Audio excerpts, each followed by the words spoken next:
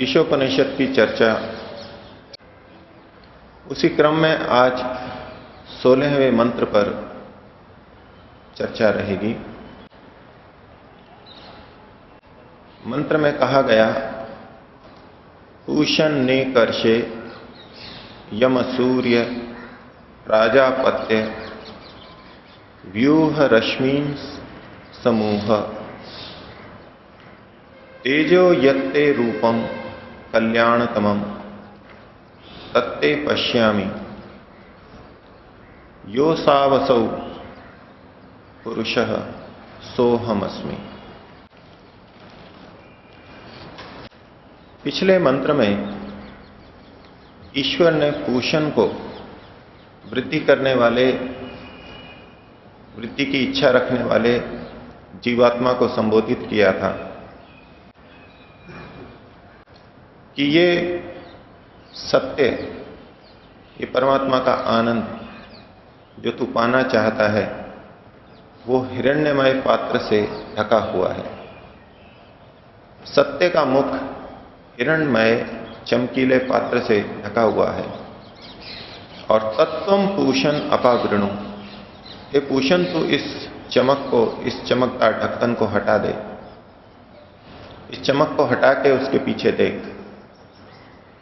सत्य धर्माय दृष्टये, सत्य धर्म को देखने के लिए इस चमकीले ढक्कन को हटा, प्रकृति के इस आकर्षण को हटा और उसके पीछे तुझे सत्य धर्म दिखाई देगा।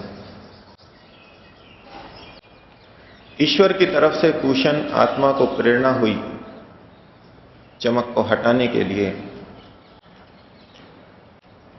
सर्वप्रथम ईश्वर की प्रेरणा से आत्मा किसी कार्य की तरफ प्रवृत्त होता है, अच्छे रास्ते पर चलता है और यथा सामर्थ्य उस रास्ते पर चलता भी है। लेकिन चलते चलते उसे यह प्रतीत होता है कि जिस लक्ष्य को मैं पाना चाहता हूं वो मैं केवल अपनी सामर्थ्य से नहीं पा सकता। उसने अपना पुरुषार्थ पूर्ण यत्न करके देख लिया, लेकिन उस लक्ष्य को वो नहीं पा रहा है। ऐसे में पूर्ण पुरुषार्थ के बाद में प्रार्थना का उदय होता है और अब वास्तविक प्रार्थना प्रारंभ होती है। ईश्वर से प्रेरणा पाकर के यत्न किया और यत्न के बाद लगा कि अब किसी की सहायता चाहिए और फिर प्रार्थना निकलती है। तो इस चमकीले आवरण को हटाने के लिए अब इस 16वें मंत्र में वो जीव, वो पूषण, वृद्धि को चाहने वाला, सत्य धर्म को देखने की इच्छा वाला परमात्मा से प्रार्थना कर रहा है। परमात्मा को संबोधित करते हुए कह रहा है कि हे पूषण। पिछले मंत्र में परमात्मा ने जीव को संबोधित किया था कि हे पूषण, हे पुष्टि करने वाले, हे वृद्धि चाहने वाले, बढ़ने वाले। अब जीव परमात्मा को भी इसी संबोधन से संबोधित कर रहा है कि हे पूषण, पुष्टि करने वाले तो तुम ही हो। मैं वृद्धि को चाहता हूं लेकिन वृद्धि करने वाले तो तुम ही हो। तो हे पूषण, और ईश्वर को संबोधन दिया, विशेषण दिया एकर्षे। वो एक अद्वितीय ऋषि है। एक ऋषि, ऋषि कहते हैं जो देखने वाला होता है, जो ठीक ठीक देखता है उसे ऋषि बोलते हैं, जो तत्ववेत्ता होता है उसे ऋषि बोलते हैं। तो परमात्मा को संबोधित किया जा रहा है कि एकर्षे, हे अद्वितीय दृष्टा, हे अद्वितीय तत्व जान के वेत्ता। पूषण एकर्षे, तीसरा से ईश्वर को संबोधन दिया यम, हे यम। परमात्मा का नाम यम रखा गया। परमात्मा हम सबका नियमन करता है, इसलिए उसका नाम यम रखा गया। यद्यपि मनुष्य कर्म करने में स्वतंत्र है, ईश्वर ने मनुष्य को कर्म करने में स्वतंत्र रखा है, लेकिन फल भोगने में हम परतंत्र हैं। वहां ईश्वर के नियमों के अनुसार हम फलों को भोगते हैं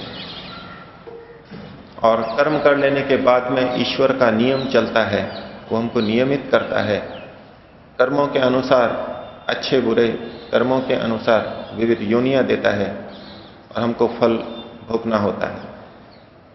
और हम कितना भी उससे बचने का प्रयास करें, दुख से बचने का प्रयास करें, दंड से बचने का प्रयास करें, नहीं बच सकते, क्योंकि वो यम है, वो पूरा नियंत्रण में रखता है। तो पूषण एक अर्षे यम, और ईश्वर को संबोधन दिया सूर्य।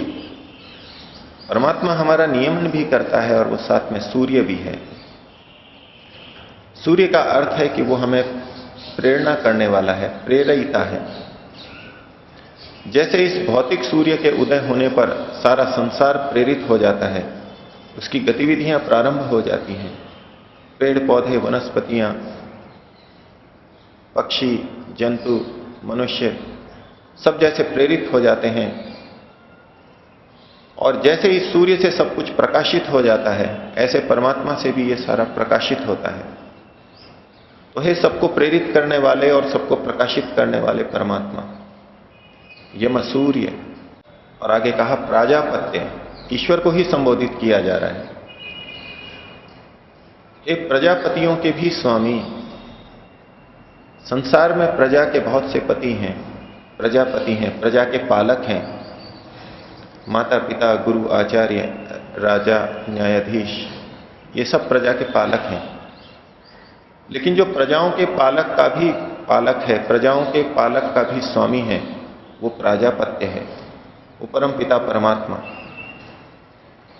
ये साधक जो वृद्धि करना चाहता है, वो परमात्मा को सबसे बड़ा स्वीकार कर रहा है।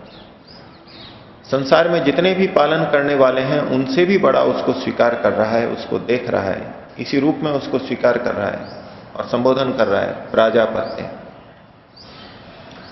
इतने सारे संबोधन करने के बाद में अपनी प्रार्थना रख रहा है। पूषण एक अर्षे यम सूर्य प्राजापत्य। अब प्रार्थना कर रहा है, व्यूह रश्मीन समूह। रश्मियों को, ये जो किरणें हैं, ये जो चमक है, जो ये हिरण्मय पात्र की चमक है, सृष्टि की चमक है, उन रश्मियों को समूह एकत्रित कर। ये रश्मियां सब तरफ फैली हुई हैं, सब तरफ चमक ही चमक दिखाई दे रही है, इसको मेरे लिए कम से कम समूहित कर दे, एकत्र कर दे। मैं अब इन रश्मियों को नहीं चाहता। जिन रश्मियों को हटाने के लिए आपने मेरे को उपदेश दिया, हिरण्मय पात्र को हटाने के लिए किया, मैं उसी के लिए आपसे प्रार्थना करता हूं कि इन रश्मियों को समूह इकट्ठा कर दो। ये जो फैली हुई हैं, इतनी आकर्षित मेरे को लग रही हैं, इसको इकट्ठा कर दो। और व्यूह, इनका व्यूहन कर दो, इनको व्यवस्थित कर दो, मेरे लिए इनको व्यवस्थित कर दो। ये जो सारी चमक है सब और फैल रही है और सब इसी चमक के पीछे भाग रहे हैं, उस अवस्था में उनके लिए आवश्यक है। लेकिन अब मेरे लिए इन रश्मियों को इकट्ठा कर दो। अब मैं इन रश्मियों की तरफ, इन चमक की तरफ नहीं जाना चाहता, और मेरे लिए व्यवस्थित कर दो। जितना मैं इनको चाहता हूं, जितना मेरे लिए उपयोगी है, उतना ही ये मुझे आकर्षित करें, उतने ही मैं इनका उपयोग लूं। और फिर वो जीव परमात्मा को कह रहा है कि तेजो यत्ते रूपम कल्याणतमम। हे ईश्वर, जो तेरा यत्ते रूपम कल्याणतमम, जो रूप है, कल्याणतम रूप है, जो तेरा स्वरूप है, सबसे अधिक कल्याणप्रद है, तत्ते पश्यामी, उसको मैं देख सकूं, उसको मैं देखूं। इस सृष्टि में भी ईश्वर का कल्याण रूप बिखरा हुआ है। हर स्थिति में, हर व्यवस्था के अंदर ईश्वर का कल्याण ही कल्याण दिखाई देता है। लेकिन ये जीव परमात्मा के कल्याणतम रूप को जानना चाहता है, उसके उस आनंद को भोगना चाहता है। तो तेजो यत्ते रूपम कल्याणतमम तत्ते पश्यामी, उसको मैं देखूं, जानूं, इसलिए तू इन रश्मियों को इकट्ठा कर दे। जब साधक साधना करता है तो उसके सामने आकर्षण आएंगे ही। पिछले मंत्र के प्रकरण में आपके सामने बात रखी थी, योग में चलेगा तो सिद्धियां आएंगी, सत्य की तरफ बढ़ेगा तो बीच में चमक तो आएगी ही। जब संयम करेगा तो विषयों का आकर्षण और अधिक होगा, विषयों में और अधिक सुख दिखाई देने लगेगा। प्रवृत्त तो हुआ था इस संसार की रश्मियों से हटने के लिए, इनके आकर्षण से हटने के लिए, लेकिन जिस प्रकार से एक भोजन के प्रति संयम करने वाला व्यक्ति विशेष भोजनों को, व्यंजनों को छोड़ करके सादा भोजन करता है, लेकिन यदि कभी उसके सामने वो विशिष्ट भोजन आ जाए और उसको वो खाना ही हो, तो उसको उस भोजन में पहले की अपेक्षा अधिक सुख मिलेगा, अधिक वह भोजन अच्छा लगेगा। जब वो उन व्यंजनों को प्रतिदिन खाता था या बार बार खाता था, तब जितना सुख मिलता था उसकी अपेक्षा अधिक सुख मिलेगा। ये विषय उसको अधिक सुखदायी लगेंगे, ये और अधिक आकर्षण पैदा हो रहा है। समाधि के अंदर इस तरह के आकर्षण आते हैं।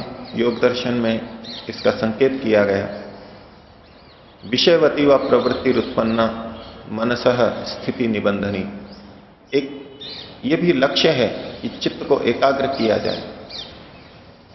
विषयवती प्रवृत्ति उत्पन्न की जाती है शब्द स्पर्श रूप रस गंध में। एक तरफ तो संसार के शब्द स्पर्श रूप रस गंध से हटने की बात कही गई, उससे हटा गया, लेकिन आंतरिक तौर पर साधना के स्तर पर फिर इनको केंद्रित किया गया और वहां पर दिव्य रूप संवित, दिव्य गंध संवित, दिव्य रूपों का दर्शन, दिव्य गंधों का सूंघना, दिव्य शब्दों का सुनाई देना, ये सब आने लग जाता है। एक सांसारिक व्यक्ति शब्द स्पर्श रूप रस गंध में उतना सुख नहीं ले पाता जितना कि ये साधना करने वाला भी लेने लगता है। उसकी सामर्थ्य इतनी बढ़ जाती है, इंद्रियों की सामर्थ्य, और उसके सामने वो विषय आते हैं जो कि सामान्य व्यक्ति के सामने नहीं आते। सामान्य व्यक्ति सामान्य रूप को देखता है, लेकिन विशिष्ट व्यक्ति उसमें और अधिक सुख को देखता है। तो इसने संयम किया था, भोजन को त्यागा था, व्यंजनों को त्यागा था, लेकिन यदि कभी सामने वही भोजन आ जाए तो वो अधिक सुखदायी होता है, वही इंद्रिय उसको अधिक सुख दिलाती है। हिमालय की तरफ कोई व्यक्ति जाए और हिमालय के सौंदर्य से अभिभूत हो, बहुत अच्छा लगे, हर व्यक्ति को अच्छा लगेगा क्योंकि सौंदर्य है वहां पर। लेकिन यदि कोई चित्रकार जाए तो उसको और अधिक सौंदर्य दिखाई देगा। सामान्य व्यक्ति उस सौंदर्य को नहीं देख सकता जिसको चित्रकार देख सकता है। कुछ इसी तरह से सांसारिक विषयों का सुख योगी को अधिक होने लग जाता है, क्योंकि सामान्य व्यक्ति सांसारिक सुखों को भोगते हुए भी व्यग्र चित्त रहता है, उसका चित्त एकाग्र नहीं होता। और ये योगी चित्त एकाग्र का अभ्यास करते करते एकाग्र चित्त होता है, और फिर यदि कभी विषय उसके सामने आता है तो अधिक एकाग्र होने से और अधिक सुख की स्थिति वहां पाता है। उसके लिए तो इस संसार की चमक और भी ज्यादा बढ़ जाती है। ये जो पूषण है, वृद्धि को पाना चाहता है, वो कह रहा है कि मेरे लिए व्यूह रश्मीन समूह, ये जो रश्मियां हैं, ये जो आकर्षण हैं, इनको समूह कर दो, इकट्ठा कर दो। ये जो मेरे लिए सामने फैली हुई दिखाई दे रही हैं, इनको इकट्ठा कर दो और व्यूह व्यवस्थित कर दो। अब मैं इनके प्रति आकर्षित नहीं होऊंगा। और ईश्वर से प्रार्थना कर रहा है कि ये इन रश्मियों को हटाओ अब मेरे से।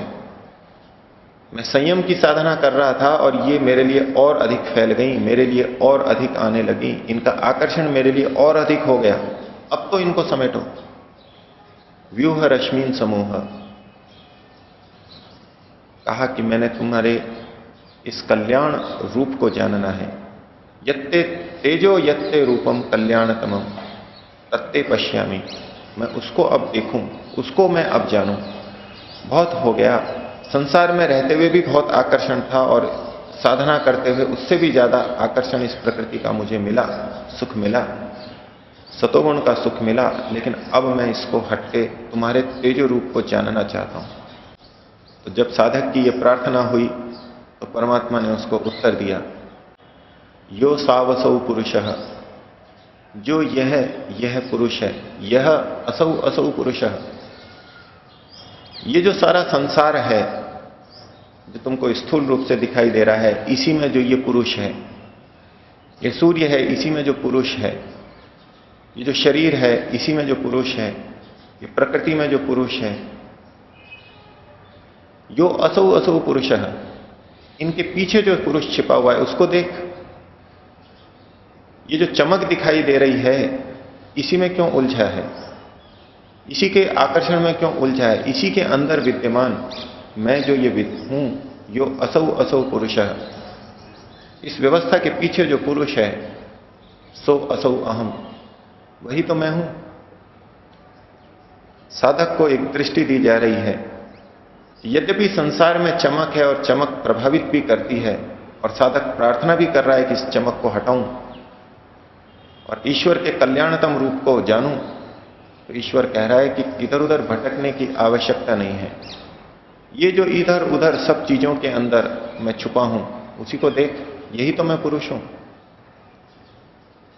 और यदि तू मेरे को इस तरह देखने लगेगा तो मेरे कल्याणतम रूप को भी देख लेगा, और जिन रश्मियों को इकट्ठा करने की, व्यवस्थित करने की तू प्रार्थना कर रहा है, वो रश्मियां तेरे लिए अनाकर्षक हो जाएंगी। हिरण्यमय पात्र का चमकीला ढक्कन तेरे लिए हट जाएगा और तू अंदर के सत्य धर्म को पा लेगा। तो पहले साधक ने ईश्वर से प्रार्थना की,